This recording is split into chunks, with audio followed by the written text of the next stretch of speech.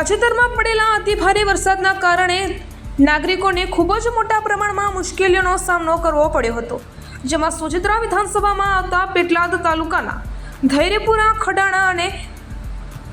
કળિયા ગામે જેમના સંપૂર્ણ મકાન ધરાશાયી થઈ ગયા હતા, તેમને ગુજરાત સરકાર દ્વારા ₹1,20,000ની આર્થિક સહાયની મદદનો ચેક સોજિત્રા વિધાનસભાના ધારાસભ્ય વિપુલભાઈ પટેલના વરદ હસ્તે આપવામાં આવ્યો હતો। આ પ્રસંગે તેમની સાથે જિલ્લા સંગઠન મંત્રી નીલમબેન ઠાકોર, પેટલાદ તાલુકા મહામંત્રી અલ્પેશભાઈ પટેલ, પેટલાદ તાલુકા પંચાયત પ્રમુખ સોનલબેન પટેલ, જિલ્લા પંચાયત સભ્ય બાદલભાઈ પટેલ, જગદીશભાઈ સોલંકી, તાલુકા પંચાયત દંડક